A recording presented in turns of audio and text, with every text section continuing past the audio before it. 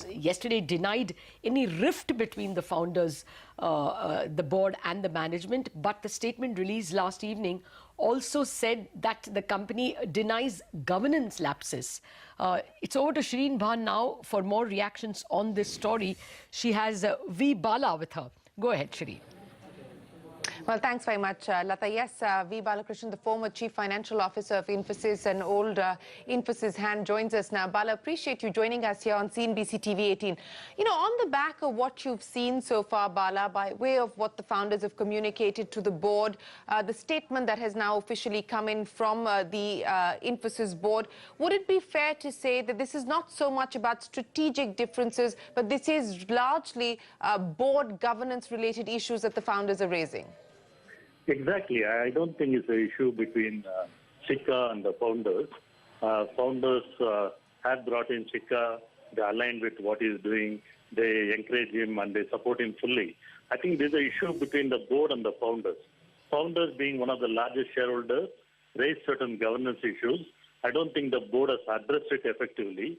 As a shareholder of the company, I believe that the board is a big letdown. I mean, when a large shareholder group, the two iconic founders who have been well respected in this country, who have built a company from scratch to what it is today, when they raise some governance issues, you can't brush it away. And having a law firm to mediate in between is a wrong idea. I mean, their board has to effectively engage with the founders, address their concerns, and if required, change. Look at what happened in Cognizant. When a large shareholder raised the issue, the board engages with the investor directly and make the change. I think that is what the Infosys board should be doing. Several important points that you're raising, Bala. Let me pick up on each of them one by one. You're saying that the board has let down or has been a letdown. Why would you say that? Are you basing this on the fact that the severance packages given out to David Kennedy and Rajiv Bansal have been perhaps a tad too generous, even though an investigation, at least as far as Bansal was done, cleared any impropriety? Why would you say that the board has been a letdown when it comes to governance? Shirin, you have been following Infosys for a very long time. Infosys is a golden standard for governance and disclosure in this country. It is a hope and dream for every Indian in this country. It created a governance structure which became law in this country for other companies to follow. So when you have such a legacy, the way that board handles certain issues, I don't want to get into all the issues, but take the issue of severance package paid to the ex-CFO. I mean, well, how it happened? They made a payment. They just innocuously mentioned that in the financial statement without any explanation. When the issue came up, they gave a statement, it is an enhanced non-compete. When none of the earlier CFOs or any senior person in the company got any enhanced non-compete, it is odd for a CFO, when an ex-CFO leaves to pay such a large payment. Then they came with some statement saying that everything is hunky-dory. Then they stopped the payment without any explanation. Even today, nobody knows why it has been stopped. They made some vague statements. I think this is not the way Infosys operated all along. Infosys always had been open. They always upheld the value system. And when concerns or issues raised like this, they should effectively address that. I don't think the board has addressed those issues. Okay, so the second point that you made, you're saying that it is wrong for the board to bring on board a law firm to mediate between the founders as well as the board. Cyril Amarchand Mangaldas, I understand, has been appointed as of last week to try and evaluate the suggestions that have come in from promoters and stakeholders. Why do you believe that it is wrong for the board to have brought in Cyril Amarchand Mangaldas, as you call it, as a mediator? No, it shows the communication channels are broken. It shows there is a trust deficit between the board and the founders. I mean, but if a large shareholder raises an issue, you don't bring a law firm in between. The board should directly engage with them, address all their concerns. If there is a need to change, they should change. Why you bring a law firm in between? It clearly shows there is a trust deficit. It clearly shows there is a breakdown of communication channels. Right. Lata? Bala, is the remuneration and the manner of clawback the only point of contention that the founders have with the board?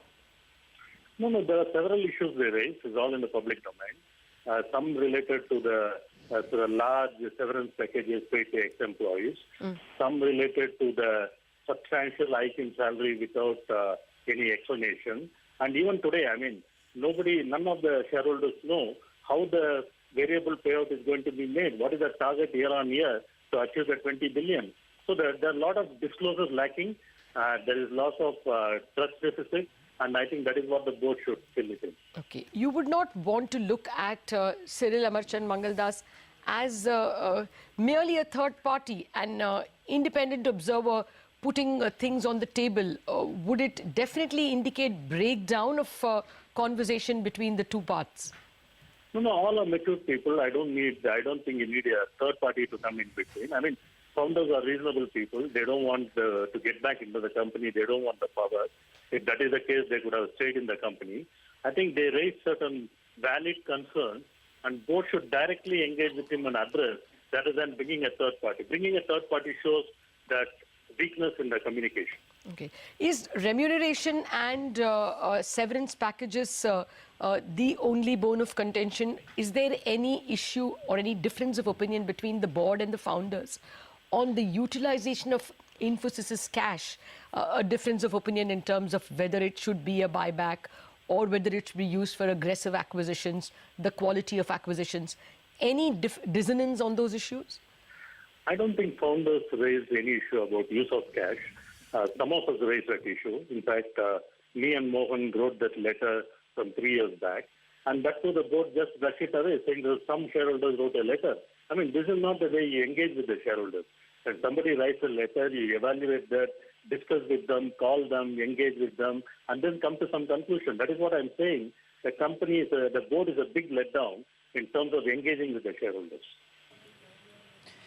Bala, you keep going back and making that statement saying that the board is a big letdown. So given where we are today, and if you're saying that the founders don't actually have any difference as far as the strategic vision being followed by Vishal Sikka is concerned, then what are we talking about? Are we talking about a reorganization of the board? Are we talking about recomposition of the board? I think that is what they should do. I think there's a trust deficit. So my suggestion will be for the chairman of the board to step down. You have an interim chairman. The board should engage with the founders. If required, reconstitute the board and fully support Sikka and make sure the company gets back into the growth path. That is what they should do.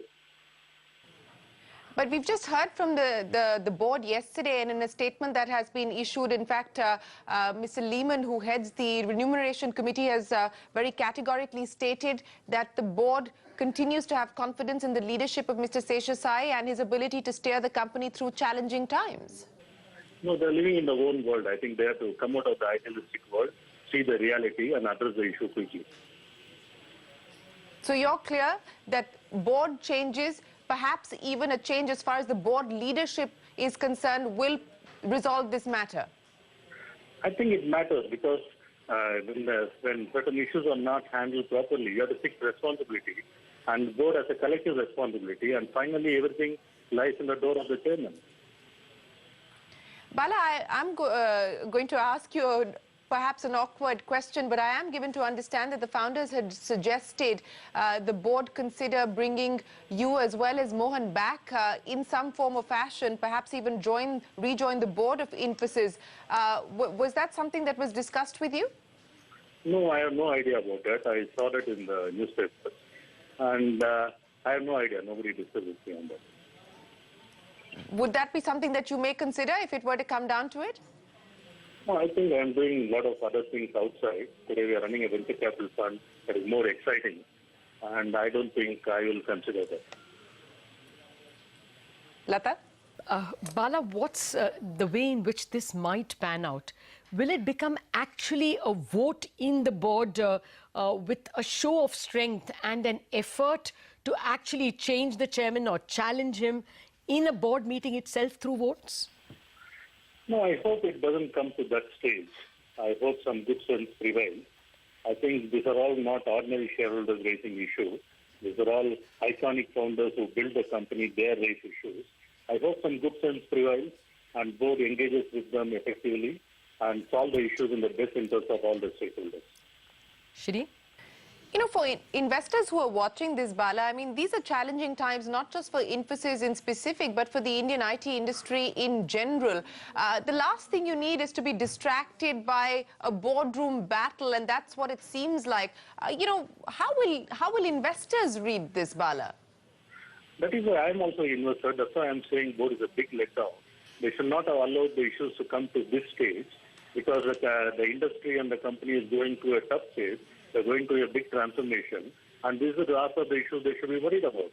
I think both should have maturity to address these issues upfront, head on, and solve the issue quickly, not allow the issue to linger on and become a larger issue. It is not in the interest of any stakeholders. I fully agree with you. All right, Bala, well, appreciate you joining us here on CNBC TV 18 with your thoughts and your perspective on what is playing out at Infosys. Several important messages coming in there from the